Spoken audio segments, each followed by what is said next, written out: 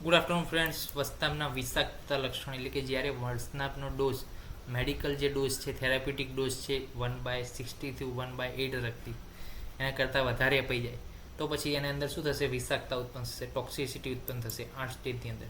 પહેલાં શું થશે? ત્વક વિકાર થશે, પછી વેપથવું એટલે કે ટ્રેમર આવશે, પછી દાહ થવા મળશે, પછી વિકૃત આવશે એટલે કે જે વિકૃતતા આવશે, પછી ફેનોદગતિ, ફેણ નીકળશે મોઢામાંથી, સ્કંદ ભગ એટલે કે જે છે આ જે છે સ્કંદનો ભાગ જે છે એ કામ કરતો બંધ થઈ જશે, જાડ્યતા આવશે એટલે કે સ્ટીફનેસ આવશે, અને મારણ છેલ્લે એટલે કે મૃત્યુ થશે. તો 8 સ્ટેજ છે એની અંદર આ જે છે વસનામના વિષાક્તતા લક્ષણ અહીંયા આપેલા છે આચાર્ય.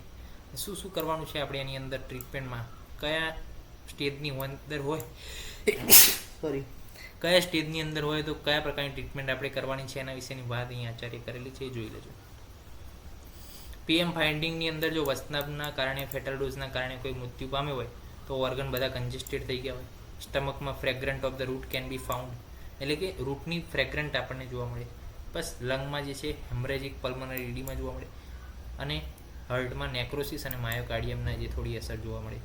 હોમિસાઇડલ પોઈઝન ચીપ હોમિસાઇડલ પોઈઝન કહેવામાં આવે છે વસનાભને. કેમ? કારણ કે ઇઝીલી અવેલેબલ છે, સસ્તું છે, લેધર ડોઝ સ્મોલ છે કે સ્મોલ ડોઝ લઈએ તો પણ મૃત્યુ થઈ જાય, અને શોર્ટ પીરિયડમાં. કલર જે છે એ સિમિલર છે to the drink, taste similar છે ટુ ધ સ્વીટ, અને ડેસ્ટ્રોવેપોટરફિક્શન don't detect by the chemical analysis. એટલા માટે જે છે હોમિસાઇડલ પોઈઝન તરીકે વસનામને ગણવામાં આવે છે. એક્સિડેન્ટલ પોઈઝન પણ કહે છે, કારણ કે મિસ્ટેકલી જે છે કેટલીક વાર ખાઈ જતા હોય છે, હોર્સ રેડિસ આ બધા જે છે ખાઈ જતા હોય છે. એબોર્ટિફિશિયન્ટ કેટલ એન્ડ એરો પોઈઝન તરીકે પણ વપરાતું હતું, એટલે કે જે છે પહેલાંના જમાનામાં એબોર્શન કરાવવા માટે કેટલ અને એરો ઉપર લગાવી, તીર ઉપર લગાવીને કોઈને મારી દેતા હતા. પણ સુસાઇડમાં જે છે કોઈ નોટ કોમન, એમાં કોમન નથી બહુ. આ બધા જે છે પોઈઝનના જે છે મેડિકો લીગલ એસ્પેક્ટ એને આપેલા છે. તો આ બધું થઈ ગયું વસ્તુના વિશે ટોટલ ડિટેલની અંદર.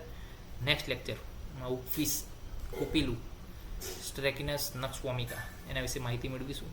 ત્યાં સુધી રજા આપશો. જય હિન્દ, જય ભારત, જય આર્મી, જય ધન્વંતરી. નમસ્કાર.